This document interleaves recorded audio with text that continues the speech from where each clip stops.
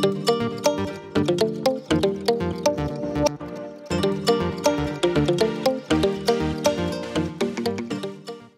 நேயர்களுக்கு வணக்கம்.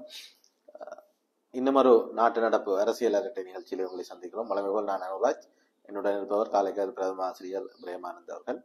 ஒரு சின்ன கேப் கொண்டு விட்டாங்க. என்னென்னு சொன்னால், எலெக்ஷனுக்காக மக்கள் சிந்திக்கிறதுக்கு சட்ட ரீதியாகவே கேப் இருந்தபடியால் நாங்கள் அதுக்குள்ள மூக்க நுழைச்சி இப்போ எங்களோட ஒப்பீனியன் டீகோடிங்கன்றதாக சொல்ல போக தேவையில்லாத இஷ்யூஸை வரக்கூடாதுன்றதுக்காக நாங்கள் ஆனா அது எவ்வளவு தூரம் உண்மையா என்ன தேர்தல் அன்று காலையில வரைக்கும் கூட யூடியூப்ல விளம்பரம் பண்ணோம்னா யூடியூப் ஃபேஸ்புக்ல விளம்பரம் பண்றேன். ஃபேஸ்புக் ப்ரொமோட் பண்ணி கொண்டு இருந்தவன் அதுல என்ன அர்த்தம் விளங்கல.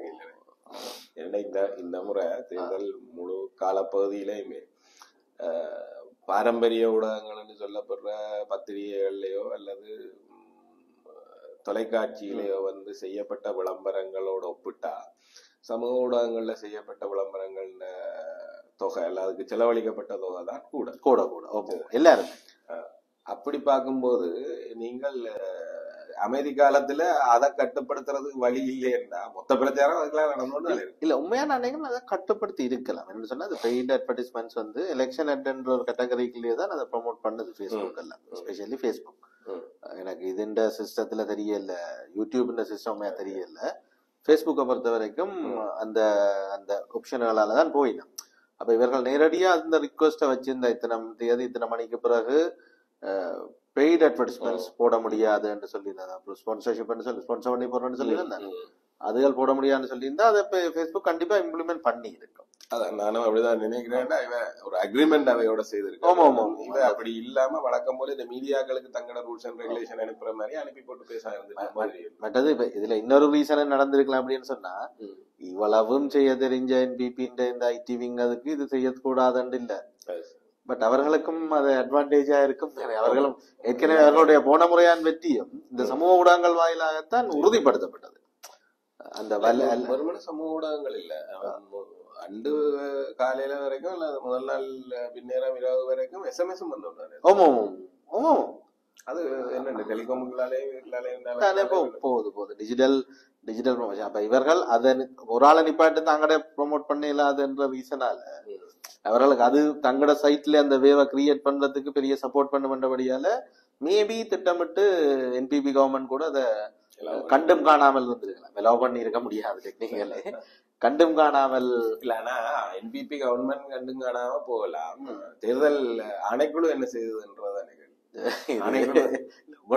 உங்களுடைய இது இன்னும் நகைப்புகளவா இருக்கு அப்படின்னு சொன்னா, ஒன்றும் சுயாதீன பேச்சளவில் இருந்தாலும் சுயாதீனமா இயங்குற ஆணைக்குழுக்கள் எங்கள்கிட்ட அப்படி இல்லதானே. இப்ப தேர்தல் ஆணைக்குழு மாதிரியான சுயாதீனம் என்று சொல்லப்படுற ஆணைக்குழுக்கள் எல்லாத்துக்கும் இருக்கிற பிரச்சனை, நாங்கள் சுயாதீனமா இருக்கணுமோ இல்லையோ சுயாதீனமா நடக்கிறதாக காட்டிக்கொள்ள இதெல்லாம் அப்பட்டமா மீறுறது. அப்பட்டமா மீறுறது. இப்ப இதுல என்ன பிரச்சனை, இதுல ஒருத்தரும் கம்ப்ளைண்ட் பண்ண மாட்டோம். என்னன்னு சொன்னா, இப்ப ஒரு பொது மக்களாகவோ இல்லாட்டி ஒரு கண்காணிப்பு குழுக்கள் தான் இதை கம்ப்ளைண்ட் பாதிக்கப்பட்டாங்க.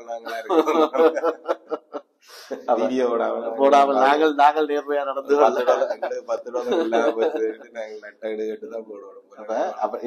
அதுதான் இந்த மற்ற அரசியல் கட்சிகளோட அதை பாவிக்க வலிக்கிட்டபடியால உண்மையான நினைக்கிறேன். அந்த எஸ்எம்எஸ்ல கேம்பெயின் அந்த 2 நாளைக்கு தான் தீவிரமா இருந்தது. ஒரு நிறைய அதுக்கு மேலாம் ஒரு நிறைய எஸ்எம்எஸ் நாங்கள் ரிசீவ் பண்ணினது பாத்தீங்கன்னா அந்த இது நிப்பான அதுலதான் நேரடியாக அதே மாதிரி ஃபேஸ்புக் ப்ரொமோஷன்ஸும் அது நிறைய. அதுல ஃபேஸ்புக் ப்ரொமோஷன்ஸ் அதெல்லாம் இன்னும் நகைச்சுவையான விஷயங்கள். இன்னொரு வேட்பாளர் இன்டர்வியூவும் அவர்கிட்ட பிரச்சாரம் போகும், அதுக்குள்ள வேற விளம்பரம் விளம்பரம் அதாக சரி அவர் கஷ்டப்பட்ட ஒரு பிரஸ் மீட் கொடுத்து அதுல அவர்கிட்ட கம்பட்டிட்டர் விளம்பரம் வந்து போகும். அப்படியான அபத்தங்களோடதான் இந்த எலெக்ஷன் நடந்திருக்கு. நான் நினைக்கிறேன் அது மட்டும் இல்ல, யாரு திலகராஜ் ஜனாதிபதி தேர்தலையும் ஒரு மலையகத்தினுடைய போட்டியிட்டவர். அவர் ஒரு விஷயம் சொல்லி இருக்கிறார் ஐரோப்பிய ஒன்றியத்தினுடைய தேர்தல் கண்காணிப்பாளர்களுக்கு. என்ன சொல்லியிருக்காருன்னா, இந்த முறை ஜனாதிபதி தேர்தலும் சரி பொது தேர்தலும் சரி வன்முறைகள் குறைந்த தேர்தலாக மாறி இருக்குது. சரிதானே. இதுக்கு முந்தின அளவுக்கு வன்முறைகளோ அல்லது பெரிய ஆர்ப்பாட்டங்கள் இதுகள் எல்லாம் இல்லாத தேர்தலா மாறி இருக்கு. ஆனா ஊழல் நிறைந்த தேர்தலா மாறிட்டுது தேர்தல். கட்சிய காசு கொடுத்து வாங்குறாங்க, ஆட்களை காசு கொடுத்து வாங்குறாங்க. பெருநிறுவனங்கள் தங்களுக்கு தேவையானவர்களை அரசியல் இறக்குறதுக்கு நேரடியா மற்ற இதுகள் இல்லாம நேரடியாவே களத்துல இறங்கி வேலை செய்யறது என்ற நிலைமைக்கெல்லாம் இப்படி காசு கொடுத்து வாங்கி அப்ப சுயேட்சைகளை காசை கொடுத்து இறக்கி இதுகளை உடைக்கணும்.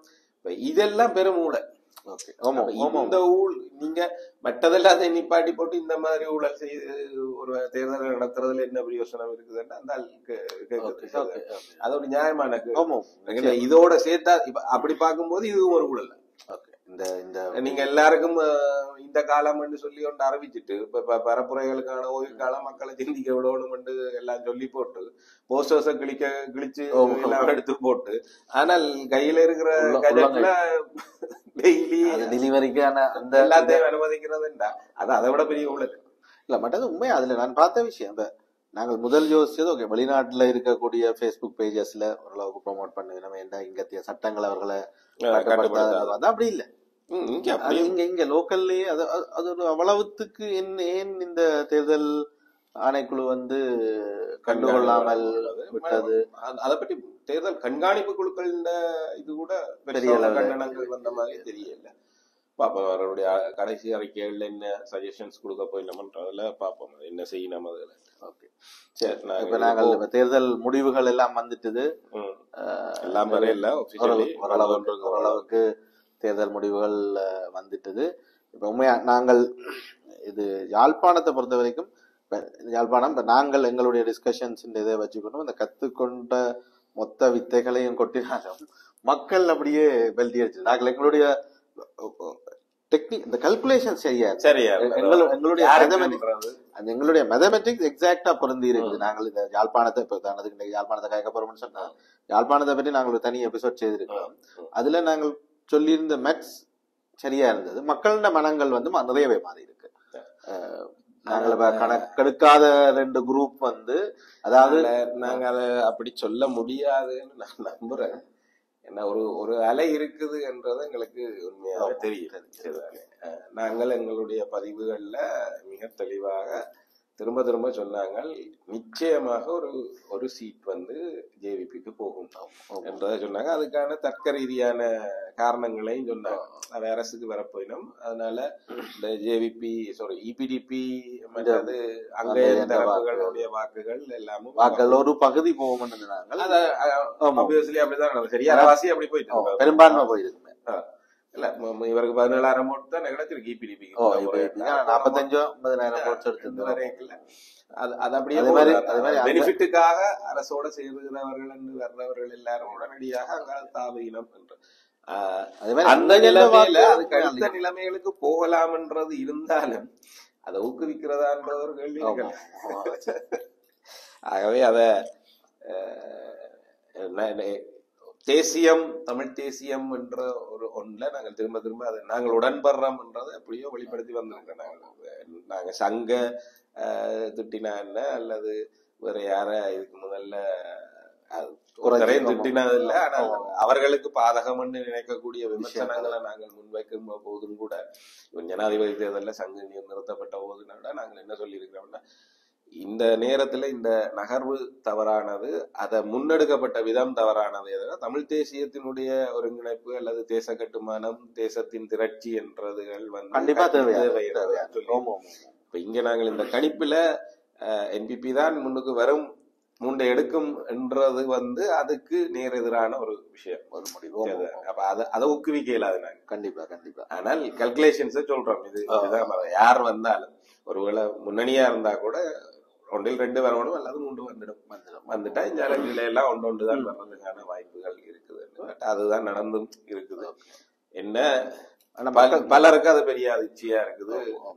என்பிபியினுடைய அலை யாழ்ப்பாணத்திலையும் உண்மையா நான் நினைக்கிறேன் அந்த தமிழர்கள் தேசியம் என்ற மானத்தை காப்பாத்தினது மட்டக்களப்பு மட்டும்தான்.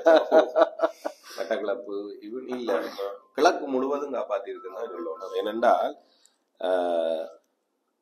கிழக்குல அம்பாறை விட போன முறை இல்ல சீட் இல்ல. நாங்கள் அதுவும் ஒரு எபிசோட்ல விவாதிச்சிருக்கோம். தலைமைகள் பற்றி சொல்லும் மக்களாக அவர்கள் தேறி வருவினம் ஒரு தவறுல இருந்து கற்றுக்கொண்டு அவர்களா வேணா அது இந்த முறை நிகழ்ந்து. போன முறை யாரு கருணா வந்து கேட்டோன்னு கருணாவுக்கான ஒரு பிரதேச இதோட வாக்களித்த மக்கள் இந்த முறை பிள்ளையான்மை கேட்டவர். ஆனா பிள்ளையானுக்கு வாக்களிக்க போன முறை பிள்ளையான் கேட்கல. இந்த முறை அம்பாறையில போய் பிள்ளையான் கேட்டவர் அவருக்கு வாக்களிக்கல. ஆனா தமிழ் என்ன சங்குக்கும் வாக்களிக்கல. தெளிவாக தமிழரசு கட்சிக்கு வாக்களித்து அங்க இருந்து ஒரு உறுப்பினர் அனுப்பியிருக்கிறார். அது மாதிரி ட்ரிங்கோவிலையும் ஒரு உறுப்பினரை அனுப்பியிருக்கிறார் தெளிவா. கிட்டத்தட்ட அவ்வளவுதான் 34,000 வாக்குகள் போடப்பட்டிருக்கு. அந்த 34,000 வாக்குகள்லாம் நாங்க தமிழர் சார்பில் அளிக்கப்பட்ட வாக்குகளாகவும் பெரும்பாலும் இருக்குது. ஆனா அங்க இருக்கக்கூடிய கிட்டத்தட்ட 80-85,000 வாக்கு தமிழ் வாக்குகள் இருக்குது. அது போடப்பட்டிருந்தால் 2வது சீட்டையும் அங்க எடுத்திருக்கலாம். பட் அந்த அளவுக்கு உற்சாகமூட்டக்கூடிய வகையில கட்சிகளும் இருக்கல, வேட்பாளர்களும் இருக்கல என்றதுனால இந்த கிழக்க பொறுத்த வரைக்கும் மட்டக்களப்புல 3, திருகோணமலையில 1, அம்பாறையில 1 என்ற நிலைமையில அங்க தெளிவாக வாக்களிக்கப்பட்டிருக்கு. அதுல என்ன வர வேண்டும் என்று எதிர்பார்க்கப்பட்டதோ அது அங்க வந்துருக்கு. அது உச்சம். சரிதான். இதுக்கு மேல வர்றதுக்கு பாசிபிலிட்டிஸ் இருக்கு, சாத்தியக்கூறுகள் இருக்குது. ஆனா அதுக்காக அது இப்ப என்பிபி அலை மாதிரி ஒரு அலை அடிக்கும். இப்ப 2013 வந்து எங்களுக்கு அம்பாறை ஒரு சீட் வந்திருக்கா இல்ல வர இல்லையா? கோடீஸ்வரனுக்கு வரும் நம்ம அறிவிக்கப்படையிலேயே தவிர அது முடிவு உத்தியோகபூர்வ முடிவுகள் வரையிலேயே தவிர வாக்கு எண்ணிக்கையினுடைய உள் தகவல்களின் அடிப்படையில தமிழரசு கட்சிக்கு ஒரு இது வரும். என்ன அம்பாறையில திகாமடுல தேர்தல் முடிவு என்னும் உத்தியோகபூர்வமா வரையிலன்றதுனால அதை அறிவிக்கல. ஆனா வந்த வாக்குகளினுடைய அடிப்படையில பார்த்தாலே தமிழரசு கட்சிக்கும் மற்றவர்களுக்குமான வாக்கு எண்ணிக்கை வித்தியாசம் என்றது மிக உயர்வானது. கிட்ட இல்ல ஒருத்தர் ஒரு கட்டத்துல 8,000 வாக்குகள் தமிழரசு கட்சிக்கு இருந்ததுன்னா பிள்ளையானுக்கு வந்து ஒரு 800 லட்சம் வாக்குகளும் சங்குக்கு வந்து ஒரு 1000 லட்சம் வாக்குகளும் தான் இருந்தது. அந்த வித்தியாசத்தை பார்க்கும் போதே நீங்கள் சொல்ல முடியும் ஒரு ஆசனம் வந்து அங்க கிடைக்கும் இவர்களுக்கு என்ற மாதிரி ஒரு எதிர்பார்ப்ப இல்ல. உள்ளுக்குள்ள இப்ப எல்லாம் முடிஞ்சுதானே, ஓரளவு கவுண்டிங் முடிஞ்சுதானே. எதனால இதுகள் எல்லாம் தாமதமாகுதுன்னா இந்த சின்ன வித்தியாசத்துல யார் வெல்றது என்றத திருப்பி கவுண்டிங் கேட்டுக்கொண்டிருப்பினார். அம்பாறை இன்னும் ஒரு டவுட் இருக்கு. கொஞ்சம் வாக்குகளால இந்த ஆசனம் இல்லாம போறதுக்கான சாத்தியக்கூறுகளும் இருக்குன்னு நினைக்கிறேன். இல்ல ஓரளவுக்கு அது கோடீஸ்வரனுக்கு அது வருது என்ற அளவுக்கும் தகவல்கள் இருந்தது. பார்க்கலாம்.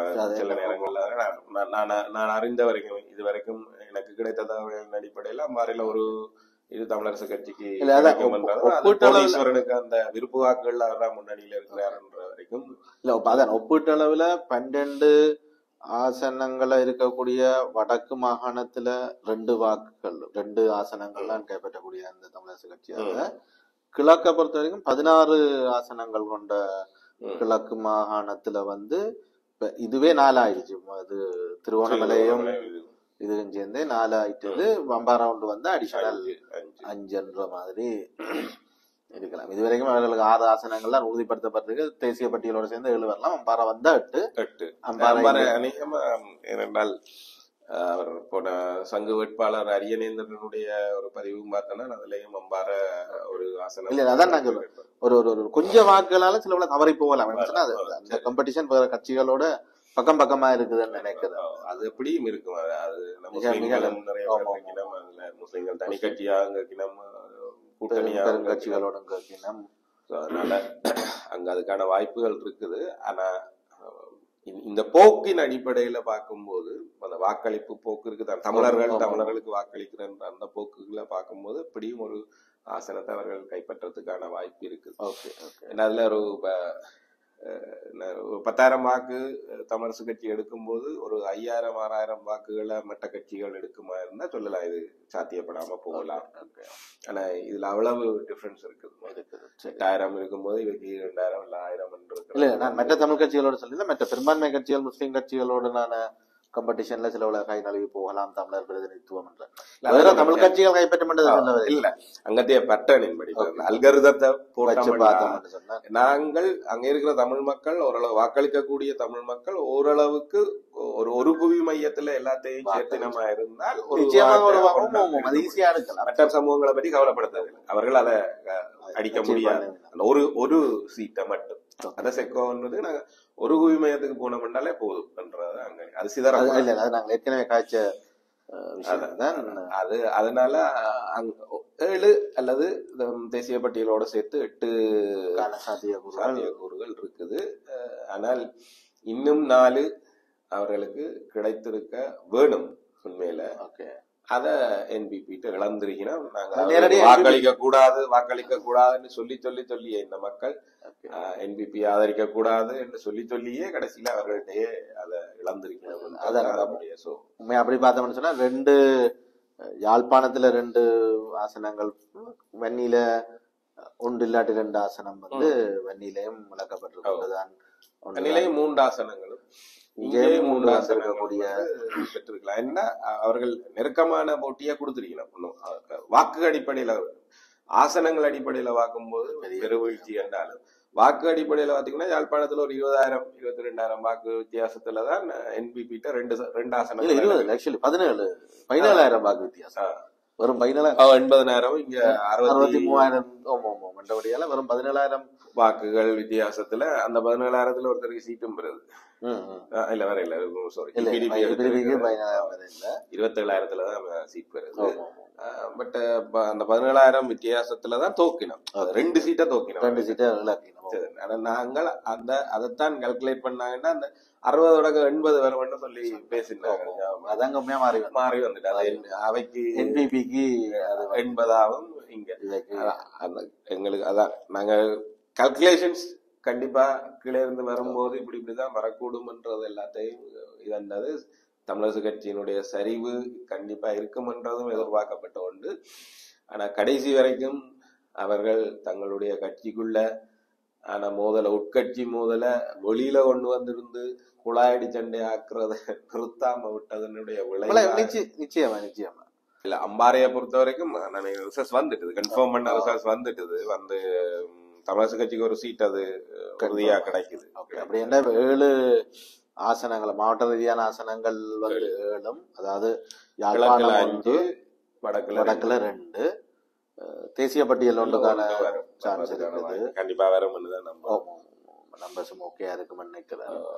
அப்ப 63 அங்க 30 இங்க 30 60 1,20,000 மட்டக்களப்புல 3 சீட்ஸ்ன்றபடியா அங்கேயும் அப்படியும் ஒரு குறைஞ்சது 1,00,000 ஓட்ஸ் வந்துடும்.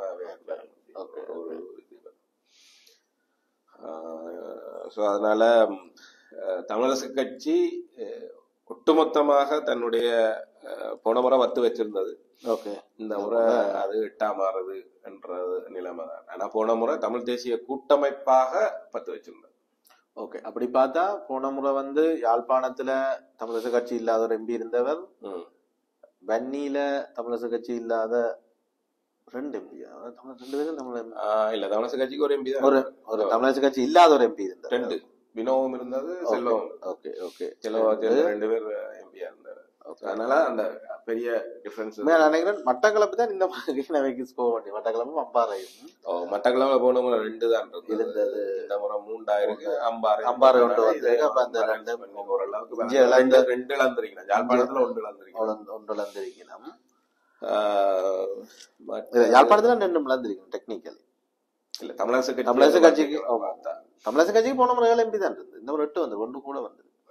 அதான் சொல்றேன், கூட்டமைப்பாக 10 வச்சிருந்தவ இந்த முறை இதாண்டினா இங்க 2 இலக்கினம் அப்படி என்ன கூட்டமைப்பாக சித்தாத்தனிட்ட இருந்த எம்பியை இழந்து போயிடும். சுமந்திரன் இழக்கிறதுக்கான வாய்ப்பு இருக்குது. அதனால ஒரு கட்சியாக பெரிய பின்னடைவை சந்திக்க இல்லைன்ற மாதிரி ஒன்று இருக்குது.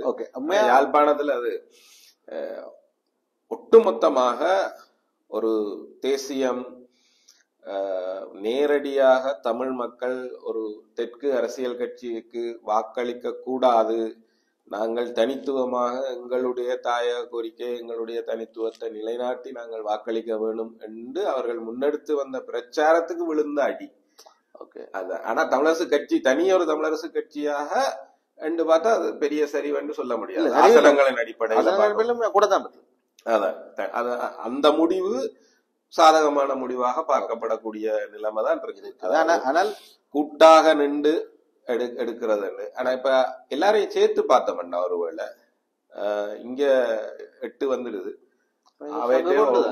சங்கு கொண்டு 9 சீட் வந்த ஒட்டு மொத்தமா பார்த்தா ஒரு சீட் தான் இழக்கம். இல்ல அப்படி இல்ல, சைக்கிள் சேர்க்கணும். இல்ல போன முறை ரெண்டு தமிழ் தேசிய கூட்டமைப்பு என்ற தரப்புகளோட பாத்தீங்கன்னா இழக்கப்பட்ட ஆசனம் என்றது உண்டு. ஆனா தமிழ் தேசிய பரப்பண்டு பார்த்தோம்னா நாங்கள் எஸ்பெஷலி வடக்க எடுத்து பார்த்தோம்னு சொன்னால் கிழக்கு வந்து தன்னுடைய தமிழ் தேசியம் தொடர்பான எண்ணப்பாட்டை தக்க வச்சிருக்கு. வடக்குமே அதை லூஸ் பண்ணிட்டு தான் சொல்லுவோம்.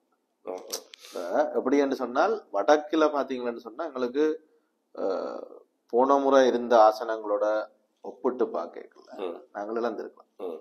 யாழ்ப்பாணத்துல நீங்க அப்படி மட்டுமே பார்க்க வேணுமான்றது தெரியல. என்னடா போன முறை கிழக்கு இதுக்கு நேர் எதிர்மாறாக ஒரு பிரதேசவாத ஒரு நோக்கோடையும் வாக்களித்தது என்று பார்க்கலாம். அதாவது பிள்ளையானுக்கும் வியாழேந்திரனுக்கும் அங்க போன முறை நாடாளுமன்ற உறுப்பினர் பதவிகள் வழங்கப்பட்டிருந்தது. அப்படி பார்க்கும்போது இந்த முறை அந்த மக்கள் அதுல இருந்து வெளியில வந்துருந்தோம். நாங்கள் இந்த பக்கமா மாறி மாறி அதுதான் சொல்லுவேன். தேசிய அதாவது தமிழ் தேசிய கட்சிகள் மீதான மக்கள் நம்பிக்கை வடக்குல இழக்கப்பட்டிருக்கு. ஏன்னு சொன்னால் அதுக்கு இங்க இருக்கக்கூடிய பெருங்கட்சிகளுக்குள்ளான உள்கட்சி முரண்பாடுகள் தான் மெயினா இருக்குது. ஈவன் தமிழரசு கட்சியில பெரிய முரண்பாடு இருக்குது. அது உண்மையா, அதாவது தேர்தலையே பிரிஞ்சு நின்றவ துண்டாக்களுக்குள்ளேயே பெரிய மிக முக்கியமா சங்குலையும் அதே பிரச்சனை. கேட்டாலும் கடைசியா ஒன்று சேர்ந்து கேட்கவே இல்லை. அவ எடுத்து வச்ச முன் வச்ச என்ன பரப்புரையே என்னண்டா தங்களுடைய தேர்தல் பிரச்சாரமே அவர்கள் என்ன செய்தவைன்னா நாங்கள் மட்டும்தான் ஒற்றுமையா இருக்கிற கூட்டணி, நாங்கள் மட்டும்தான் ஒற்றுமையா இருக்கிற கூட்டணி. கண்டிப்பா கடைசியில ஒற்றுமையாக ஒன்றுமே செய்யல. ஆனா அதுல அவைகள் உண்மையா லூஸ் பண்ணினா அவர்கள் எல்லாரும் தங்களுடைய சின்னங்களுக்கு முக்கியத்துவம் கொடுத்த அளவுக்கு நாங்கள் கடைசியா அந்த இதுக்கு நாங்க முதல் காட்சி எபிசோட்லும் காட்சி சின்னங்களுக்கு கொடுத்த முக்கியத்துவத்தை சாரி தங்களுடைய இலக்கங்களுக்கு கொடுத்த முக்கியத்துவத்தை வந்து சின்னங்களுக்கு கொடுக்கறது இல்லை. அதே மாதிரி இங்கேயும் சைக்கிள்லையும் அகில இலங்கை தமிழ் காங்கிரஸை பொறுத்தவரையிலும் பாத்தீங்கன்னு சொன்னால் அதே மாதிரி அவர்கள் டெக்னிக்கலி 2 கட்சியாக கேட்டது. ஒன்று சைக்கிள், மற்றது மானன்றது. மானம் 100% தமிழ் காங்கிரஸ் உறுப்பினர்களோட தான் அவர்கள் அதாவது அந்த விக்னேஸ்வரனுடைய அந்த இதே இல்லாமல் சாயலே இல்லாமல் அவர்கள் இங்க இருந்து போனவர்களும் அவரை வைப் அவுட் பண்ணி விட்டுட்டு இவர்கள் முழுமையாக அந்த கட்சியில கேட்டது வந்து காங்கிரஸ் பிடி. அவரும் புத்திசாலித்தனமா ஒதுங்கி கொண்டார். லைசன்ஸ் பிரச்சனையோட அவர் இதுக்கு இந்த சீனுக்குள்ள இந்த நாடாளுமன்ற சீனுக்குள்ள வரவே இல்லை. கேள்வி பதில் வடிவுல கூட அது கூட வரைய. அப்ப அங்கேயும் 2 இருந்தது. மக்களுக்கு ஒரு ஓவராலான ஒரு ஃபெடம், ஒரு விரக்தி மனநிலை. இந்த உண்மையா நான் நினைக்கிறேன் இந்த தேசியம் என்ற அந்த கொள்கை ரீதியான இது இருந்தாலும் அதை கொண்டு போன வேட்பாளர்கள் மத்தியில வந்து அவர்களுக்கு நம்பிக்கை இருக்கு இல்ல, இல்லாட்டில அது ஒரு விரக்திவியல் அது உண்டு. 2வது என்னன்னா நீங்க அதான நாங்கள் ஒரு எதிரியை முன்வைத்து தான் எப்பவுமே ஒரு அரசியலை செய்து வந்த நாங்க. எங்களுக்கு ப்ரோக்ரஸிவ் பொலிட்டிக்ஸ் என்றது வந்து எங்கள்கிட்ட பெரிய அளவில் இருக்கிறது. ராஜபக்ஷ ஒரு இனப்படுகொலையாளி, ஆகவே ராஜபக்சர்களுக்கு எதிராக நாங்கள் வாக்களிக்கணும். அது ராஜபக்சோட கூட்டு சேர்ந்தவனா இருந்தாலும் பரவாயில்ல, எய்தவனை விட்டுட்டு அம்பை விட்டுட்டு எய்தவனை தண்டிக்கிறதா எங்களோட நோக்கம்னு நாங்கள் பொன்சேகாக்கு என்ற முடிவு வரைக்கும் ராஜபக்சக்கள் என்ற ஒரு எதிரியை வச்சுக்கொண்டுதான் எங்களுடைய அரசியல் முன்னேறது. அதுக்கு பிறகு இப்ப இருக்கிற சூழல்ல அந்த ஒரு பொது எதிரி இல்லை. அப்ப பொது எதிரி இல்லாத போது இந்த தமிழ் தேசியத்தை எப்படி முன்கொண்டு செல்லுதல் என்ற அந்த அரசியல் அவைகிட்ட இல்லை. ஆக தேர்தலுக்கு வந்து அவ எடுத்த பரப்புரைகளை யோசிச்சு பாருங்க. தமிழரசு கட்சி பெரிய அளவில் பழையபடி அந்த தாயகமும் தன்னாட்சி அதுகளை பற்றி பேச இல்ல, பெரிய அளவுல பேச இல்ல. ஆக்சுவலி பெரிய அளவுல பேசவே இல்லை. அப்படி பேசினது இந்த டாபிக் பேச.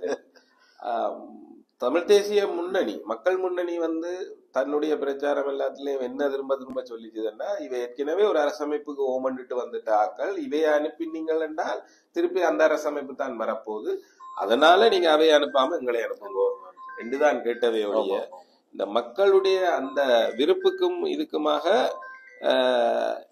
அவர்கள் எப்படி அதை அடைகிறது என்றதுக்கான வழிவகைகளை முன்வைக்க அவன் இதுல பாத்தீங்கன்னா பழையபடி நாங்கள் சர்வதேசத்தை இதன்றது என்ன ஐநாவுக்குள்ளால அழுத்தம் கொடுக்கறது அப்படி இப்படி நான் இன்னும் விளைவா வச்சிருக்கணும் இந்த பிரச்சனைய என்றது மட்டும்தான். அதை தொடர்ந்து கேட்டுக்கொண்டிருக்கிறது 15 வருஷமா நான் கேட்டுடுது. அதுக்கு நடுவுல வந்து ஒரு பெரிய பொருளாதார பிரச்சனை வந்து அது எல்லாருக்கும் தெற்குல மட்டும் இல்ல, இங்கே பாதிக்குது, நிறையவே பாதிச்சு, பெருமளவு பாதிச்சு எல்லாத்தையும் குலைச்சு போடுது. குலைச்சு போட்டு திரும்பி மீள ஒருங்கமைச்சு வரைக்குள்ள அந்த மக்கள் வந்து எப்படி அதை வெளியில வர்றது என்ற விஷயத்தை பற்றி யோசிக்கணும். சரிதானே? அதுக்கு நீங்கள் பதிலே சொல்லாம வேற ஏதோ ஒரு தத்துவார்த்த அரசியலை வந்து நீங்கள் பேசிக்கொண்ட பசிக்கிறவனுக்கு சாப்பாடு கொடுக்கறத விட்டுட்டு, சரிதான், மீன் பிடிக்கிறதுக்கு வழியை சொல்லி கொடுத்தா கூட பரவாயில்ல, கனவாதான் எதிர்பார்க்கிறேன். நீங்க வழி இந்தந்த வழியில செய்தா நானும் நீங்களும் சேர்ந்து மீன் பிடிச்சு ஒரு மாதிரி பசிய போக்கலாம்னு சொன்னா கூட பரவாயில்ல. மீன் பிடிச்சு சாப்பிட்டா எப்படி பசியாறலாம் என்று வகுப்படுத்திக் கொண்டு அதுக்கு செய்தது அதுதான். அது உண்மையா என்ன நடந்ததுன்னு சொன்னா, போன முறை அவர்கள் கொண்டு 2 ஆசனங்கள் கிடைச்சது. சரி, அதுல ஒரு துரும்பைத்தனம் அவர்கள் நகர்த்தின மாதிரி தெரியல. இல்ல, அப்ப மக்களுக்கு நகர்த்த முடியாது. இல்ல அது அவர்கள் சொன்ன விஷயங்கள்ல இப்ப சரிவிலையை தாண்டி இப்ப தமிழரசு கட்சியோ இல்லாட்டி ஈவன் இபிடிபியோ இல்லாட்டில இருக்கக்கூடிய கட்சிகள் போன முறையா இந்த முறை கண்டினியூ பண்ணது ஏதோ அவர்கள் சொன்ன விஷயங்களை நோக்கி நகர்த்திருக்கு. ஒரு 2 அடியோ 4 அடியோ ஒரு ஸ்டெப் எடுத்து வச்சிருக்கு. அது பார்க்க தெரியக்கூடிய இவர்களுடைய கோரிக்கைகள் இவர்கள் தாங்கள் செய்ய போறோம் செய்து காட்டுவோம் எங்களை பார்லிமெண்ட்டுக்கு விட்டாண்டு கேட்ட நோக்கி ஒரு ஒரு ஒரு நகர்வு கூட நடக்க முடியல. அது பிராக்டிகலா இல்ல தானே? இல்ல, அதை செய்யாம விட்டுட்டு வந்து திருப்பி எங்களை நீங்கள் கனவேற அனுப்பல, இதைத்தான் டக்ளஸ் வேணாம் சொல்றாரு, இதைத்தான் நீங்களும் சொல்றீங்க, கடைசியில நீங்க என்ன செய்த, நீங்க சரி 2 பேரும் என்ன செய்தீங்கன்னா நாங்கள்லாம் பார்லிமெண்ட்ல போய் என்ன தமிழ் தேசியத்தை நிலைநாட்ட நாங்கள் இல்லையா இவர்கள் எல்லாம் விட்டுட்டு போயிருக்கணும், இதுதான் சொல்றீங்க. உங்களை அடுத்த கட்சிய என்ன செய்யுதுன்னு பாக்குறதுக்காகவோ இல்ல அந்த அடுத்த கட்சி செய்யறத தடுக்கிறதுக்காகவோ உங்களை நாடாளுமன்றம் அனுப்ப இல்ல மக்கள். நீங்கள் போய் எங்களுக்காக என்ன செய்வீங்கள் என்றதை பாக்குறதுக்கு தான் அனுப்பினவர். சரிதானே? அதை நீங்க செய்து காட்டியிருந்தா அது என்ன நீங்க அதை செய்து காட்டியிருந்தீங்கன்னா அது மக்களுக்கும் சரியென்று பட்டிருந்தால் போய் உங்களுக்காக வாக்களிச்சிருக்கணும் இன்னும் அதிகமா. இல்ல இப்ப என்ன பிரச்சனைன்னா, உங்களுக்கு போன முறை ஜனாதிபதி தேர்தலில் வாக்களித்த மக்கள்லயே 30,000 பேர் வாக்களிக்கல, இந்த முறை வாக்களிக்கல. சரியா? 10ஆவதுக்கு போன முறை நீங்கள் ஒரு தீவிர தமிழ் தேசியவாதத்தை முன்வைத்து தமிழ் தேசிய பொது கட்டமைப்பு ஊடாக நாங்கள் தமிழ் தேச திரட்சி என்று சொல்லி ஒரு சங்கம் முன்வைத்து ஒரு 2,00,000 வாக்குகள் எடுத்தீங்க. இந்த தேர்தல்ல முதல்ல வந்ததெல்லாம் சங்கு ஜனாதிபதி தேர்தல்ல அதிகளவு வாக்குகளை பெற்று முன்னணி பெற்ற தொகுதிகள்ல என்பிபி வென்று தந்ததுன்றதுதான் முன்னுக்கு வந்தது. யாழ்ப்பாணம், நல்லூர், முருகாத்துறை, இந்த தொகுதிகள் எல்லாத்துலயும். சரிதானே? ஆக மானங்காத்ததுன்னு சொல்ல போனா இபிடிபி தான் மானங்காத்தன்னு சொல்லப்படுவோம். என்னன்னா தொகுதியில வந்து இபிடிபி இதை எடுத்தது. இந்த அது தீவு என்ற அடிப்படையில அங்க மட்டும்தான் இபிடிபி வென்றிருக்கு. இந்த பக்கத்துல எடுத்தீங்கன்னா இந்த கரையோரம் முழுக்க, அதாவது நல்லூர், யாழ்ப்பாணம், பட்டுக்கோட்டை, பருத்தித்துறை, உடுத்துறை, இது எல்லாமே இந்த பகுதி எல்லாம் சங்குக்கு வாக்களித்த மக்கள். சரிதானே? அப்ப ஒரு மிக தீவிர அந்த கட்டத்துல அவர்கள் முன்னெடுத்தது மிக தீவிரமாவே எல்லாம் உள்ளுக்கு இருந்தது, அதுக்காக உழைச்சினமான்றதெல்லாம் அப்படி சொல்லப்பட்ட ஒப்பீட்டு ரீதியா பார்த்தோம்னா சுமந்திரன் தமிழரசு கட்சி ஒரு மிதவாத அணுகுமுறையை கையாளுது என்றும் அதை தாண்டி ஒரு தீவிர அணுகுமுறை போகணும் மட்டும்தான் நீங்கள் சங்கையும் அரியநேந்திரனையும் கொண்டு வந்து முன்வைச்ச நீங்கள். அப்படி கொண்டு வந்து நிறுத்தப்பட்ட இடங்கள்ல எங்கெல்லாம் சங்கு அதிக வாக்குகளை தொகுதி ரீதியா பெற்றுதோ அந்த இடங்கள்லாம் என்பிபி தான் பண்றது. அப்ப அந்த அந்த மாற்றம் எங்க இருந்து எங்க நிகழுது? உண்மையா இந்த மக்களுக்கு நீங்கள் தேவையில்லாத ஒரு எதிர்பார்ப்பை கொடுத்து அதன் மீது மக்கள் விரக்தி நிலை அடைய அப்படியே தங்களுடைய நிலைப்பாட்டை நேரெதிராக மாற்றிக்கொள்ளும். இவர்களால ஒண்ணும் ஆகாது என்ற ஒரு இதுக்கு வந்துட்டு உண்மையா நாங்கள் அதை நான் நினைக்கிறேன். அதை நாங்கள் தெளிவா முதலே சொன்னாங்க. இப்ப இவர்கள் இப்படியான ஒரு கருத்தை கொண்டு வந்து தோற்க வைக்கிறதன் மூலம் இது தொடர்பான மக்களின் எதிர்பார்ப்புகள் நம்பிக்கைய வீணடிக்கிறதுக்கான சதி கோட்பாடாகவே நாங்கள் இதுக்காகத்தான் இவன் செய்யணும்.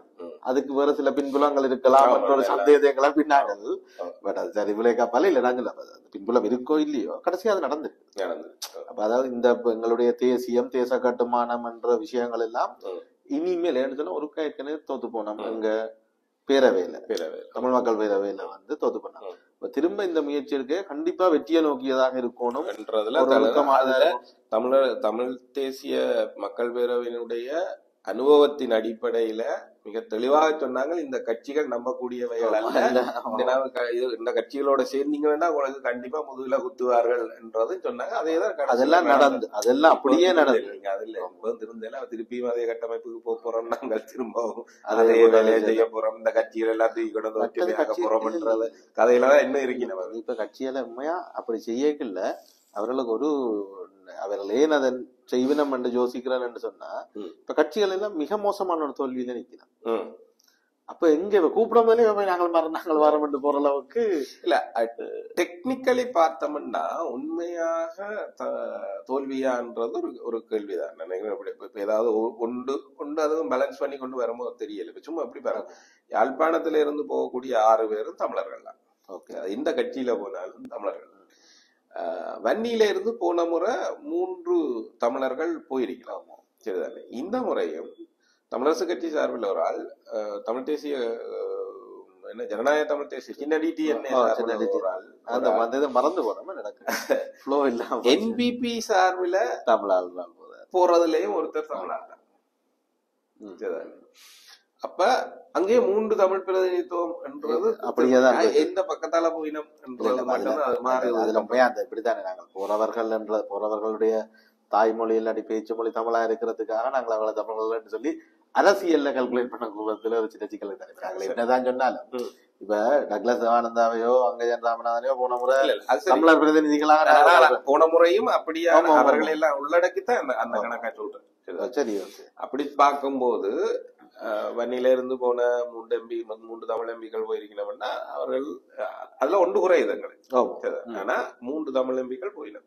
இங்க இருந்து 6 பேரும் தமிழாக்கள் அனுப்ப போயிடும். அது மாதிரி கிழக்குல இருந்து போகக்கூடிய 5 பேரும் வந்து தமிழர்களாக இருக்க போயிடும். அதனால அதுல ஒரு பெரிய மாற்று வரப்போறது.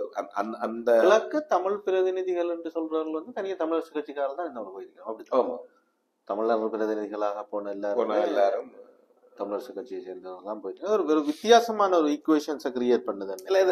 இங்கே வந்து தலைகளா மாறும் அடுத்த முறை. ஏன்னா இது என்பிபி ஒன்னும் முடுங்க போறது இல்லை. முடுங்க கிடுங்க அது ஒரு மாதிரி இருக்குமோ தெரியல. அதுதான் நடக்கப்படும். இந்த 3 வரி ஒண்ணு ஆனந்தராஜா எல்லாம் பதில் சொல்ல வேண்டிய கடப்பாட்டுக்கு வருவார் கண்டிப்பா. அவரை நோக்கி கடுமையான இதை விட மோசமான விமர்சனங்களுக்கு அவர் உள்ளாக வேண்டி வரும். ஏன்னா இது ஒரு ஹைப்பர்ல வர்ற இது ஒரு ரியாக்ஷன் தான்.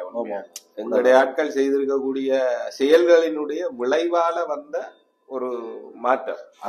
அன்லஸ் அவர்கள் அது நாங்கள் எங்களுடைய கற்பனை கட்டாத ஒரு நடவடிக்கையில் ஈடுபடமா இருந்தாலும் என்பிபி இவங்களுக்கு அதை கெஸ் பண்ண என்ன செய்தால் நீதிக்குமென்று சொல்ற அளவுக்கு எங்கள்ட்ட ஒன்றும் இல்லைன்னு.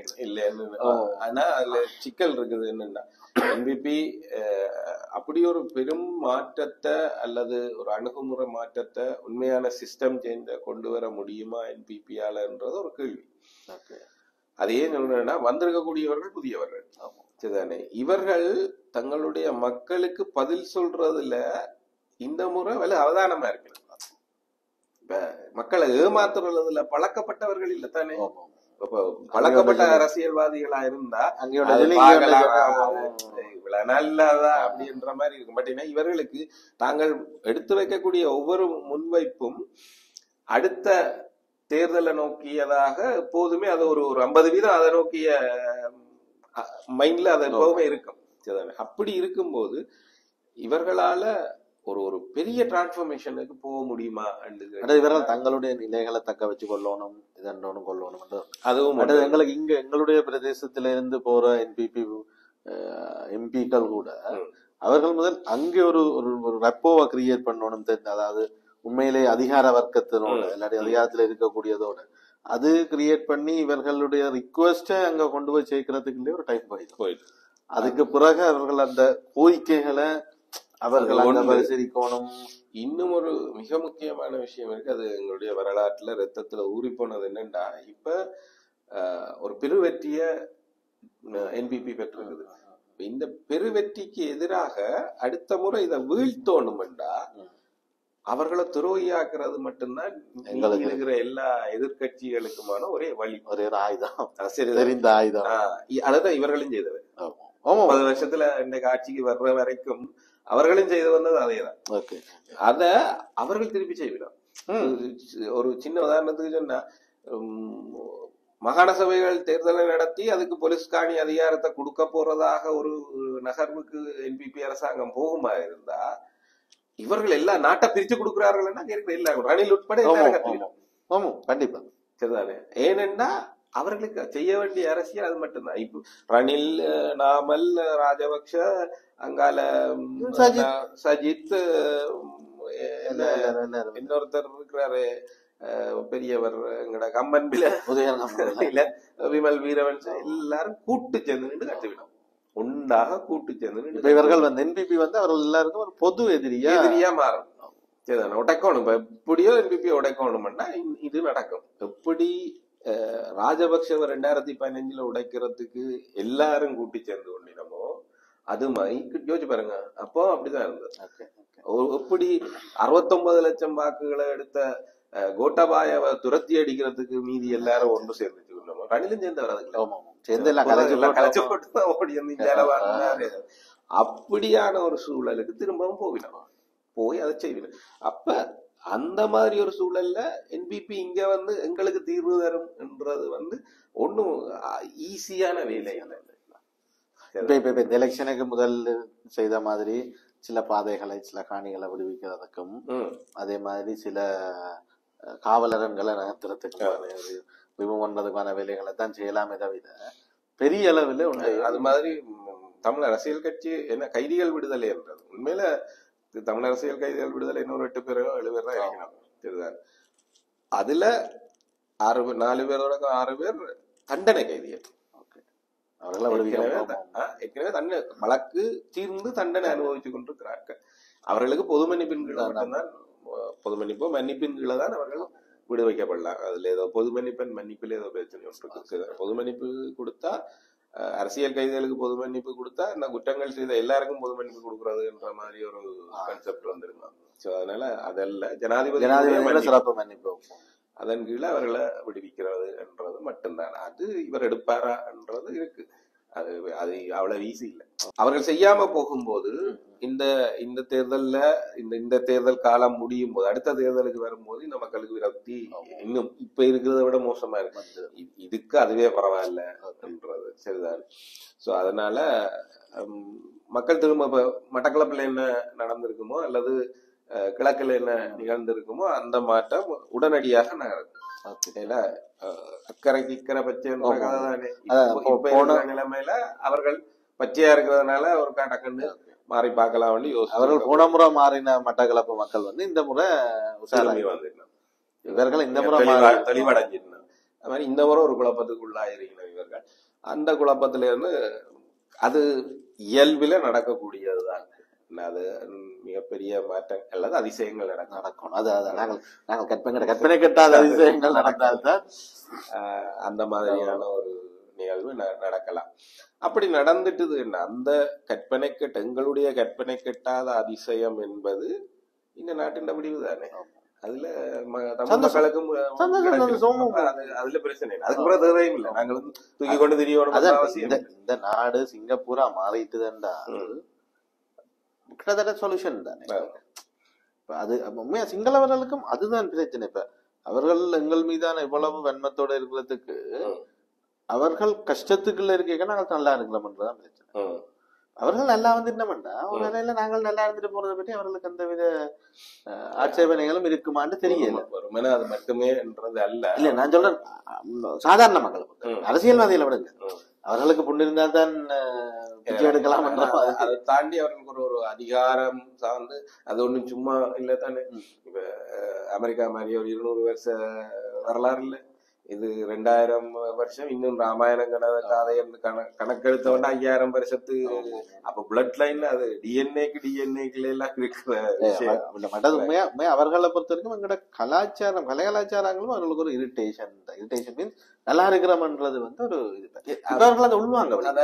அதோண்டு அவர்களுக்கு அந்த தங்களை பாதுகாத்துக் கொள்ற அல்ல தங்களுடைய செக்யூர் பிளேஸ்ன்றது இது மட்டும்தான் எங்களுக்கு இருக்குது. அதை எப்படியாவது நாங்கள் தக்க வச்சுக் கொள்ளணும் என்றதுல இருக்கிற குறி அந்த ஒரு உள்ளுணர்வு இருக்குதானே. அது எல்லாமும் போய் உள்ள நாங்க டிஎன்ஏ கரெக்ட் பண்றது வந்து இலகுவில நடக்கக்கூடிய உடனடியா நடக்கக்கூடியது இல்லை.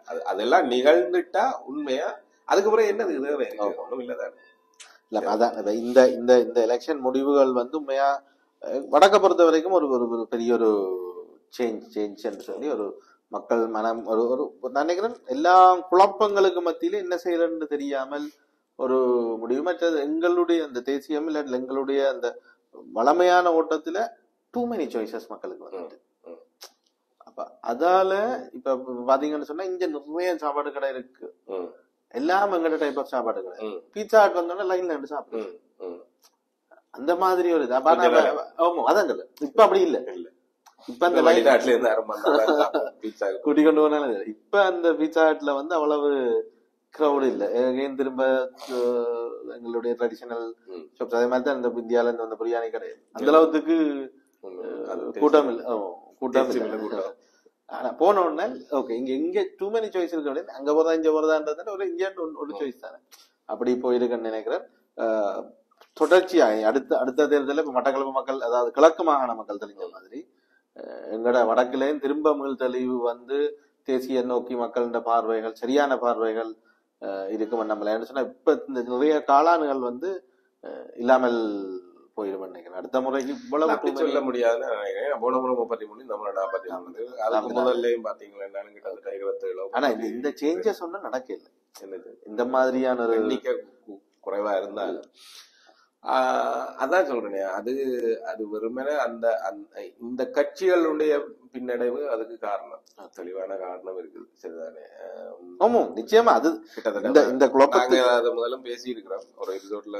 நாங்க பேசும்போதே சொல்லியிருக்கோம், இந்த முறை இந்த கட்சிகளுடைய பலவீனம், இவர்களுடைய உட்கட்சி மோதல், ஆட்கள் பிரிந்து நிற்கிறதன் காரணமாக சுயேட்சைகள் போன முறையை விட கணிசமான அளவுக்கு எடுப்பார்கள். போன முறை 40,000 35,000 வாக்குகளை எடுத்த சுயேட்சைகள் இந்த முறை 85,000 ஆமாம். அதாவது அந்த ஜீவத்துக்கு குறைஞ்ச சுயேட்சைகளும் கட்சிகளும் மட்டுமே எடுத்திருக்கக்கூடிய வாக்குகளின் எண்ணிக்கை அவ்வளவு. 85,000 வாக்குகள் என்பது 2 சீட்டு கிடையாது.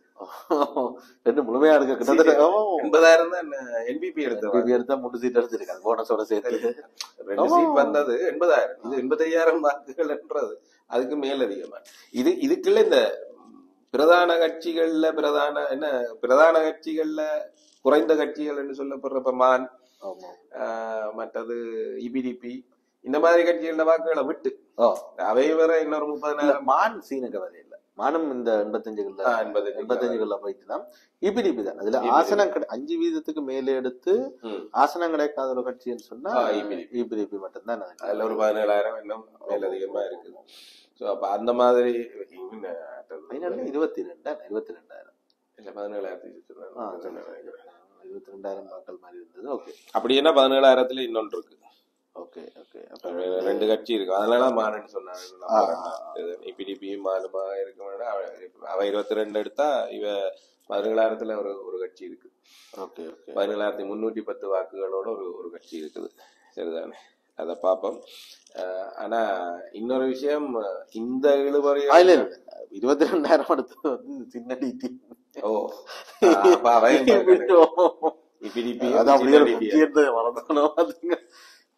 சின்ன டிடி என்ன 22,000 வாக்கள் எடுத்திருக்கணும். 17,000 வாக்கள் வந்து இபிடிபி எடுத்திருக்கணும். அதுக்கு அடுத்தா இருக்கக்கூடியது எஸ்ஜேபி டெலிபோன்.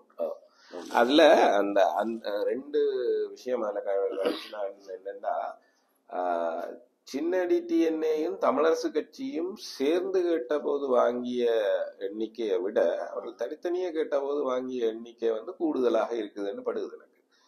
ஏன்னா வன்னிலையுமே கிட்டத்தட்ட இவர்கள் 27,000 வாக்குகள் எடுத்திருக்கணும் தமிழரசு கட்சி, அவர்கள் இன்னொரு 21,000 வாக்குகள் என்னவோ எடுத்திருக்கணும். அப்ப ரெண்டையும் சேர்க்கும் போது கிட்டத்தட்ட இல்ல என்ன இங்க போன முறை 1,12,000 votes எடுத்தது டிஎன்ஏன்றது. இப்ப இவ 63 அவ 22 85,000 வாக்கு தான் எடுத்திருக்கணும். ரெண்டு பேரும் சேர்ந்திருக்கேக்குள்ள 1,12,000 எடுத்தாக்கள்.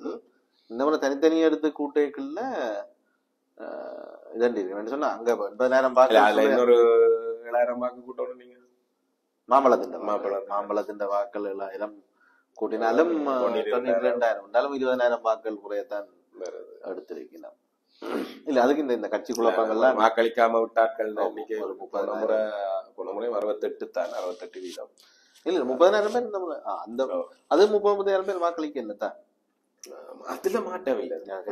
நாங்கள் 30,000 பேர் வாக்களிச்சான்னு வாக்களிக்கல என்னன்னு 68% வாக்களிச்சான்னு 60% வாக்களிச்சான்னு 35,000 பேர் செல்லாத வாக்கு போவதில்ல. அந்த நம்பர்ஸ்ல நாங்கள் எந்த பிரச்சனையும் இல்லை. அதுல மேல கிளியரா இருக்கு. அல்ல அது ஒரு முறையும் நாங்கள் ஒரு சீட்டுக்குரிய நம்பரை இல்ல ஒரு முறையும் சொல்லி கவலைப்படுறது. தபால் மூல வாக்களிப்புல செல்லாத வாக்கள் வருது பாருங்க, அதுதான் தாங்க முடியாம இருக்கு. மற்றது அவர்கள் மற்ற எல்லாருமே இல்ல மற்ற எல்லா வாக்காளர்களும் பாத்தீங்கன்னு சொன்னால் நீங்கள் உங்களுக்கு ஒரே ஒரு சான்ஸ், இது ஓட்டர் லிஸ்ட்ல பதிஞ்சிட்டீங்களா முடிஞ்சது, நீங்கள் வாக்காளர்கள் பட்டியல சேர்த்து. தபால் மூல வாக்களிப்புல பாத்தீங்கன்னா நீங்கள் உங்களுக்கு ஒவ்வொரு எலெக்ஷனுக்கும் தனித்தனியா ரிக்வெஸ்ட் பண்றீங்க. நீங்க தபால் மூலத்துக்கு போடுறேன், நீங்கள் இல்ல விருப்பம் இல்லாமல் ஒரு ஆள் போட்டுட்டு வட்டி போட்டு வர்றாருன்றது வேற. இப்ப இது சரி வந்துட்டு வாங்கறது போய் வட்டி போட்டு வருவோம் நார்மலா ஒரு நாள் போடலாம். ஆனால் தபால் மூல வாக்களிப்பு அப்படி இல்லை. நீங்கள் ஒரு 1.5 மாசத்துக்கு முதல் நீங்கள் வாக்களிக்கணும், ஏதாவது ஒரு கட்சிக்கு வாக்களிக்கணும்னு விரும்பி மூவ் பண்றீங்க. அதுல வச்சுக்கொண்டு அங்கால போறதுன்றது ஒரு சின்ன ஒரு சிக்கலா இருக்கும். பார்க்கலாம் நினைக்கிறேன். இந்த இது எல்லாம் ஒரு இன்றைய இந்த எபிசோட் வந்து எல்லாம் காய்ச்சிருக்கலாம், ஒரு குழப்பம் ஆச்சுக்க. எங்க பிரச்சனை இந்த எபிசோட்டுக்கு தலையங்கம் போடுறதுல பிரச்சனை ஆரம்பமாக நினைக்கிறேன். நாங்கள் இன்னொன்று ஸ்பெசிபிக்கா டாபிக் வைஸா நாங்கள் வெகு விரைவில் இன்னொரு எபிசோட்ல சந்திக்கும் வரை நான் நினைக்கிறேன். நன்றி வணக்கம். நன்றி வணக்கம்.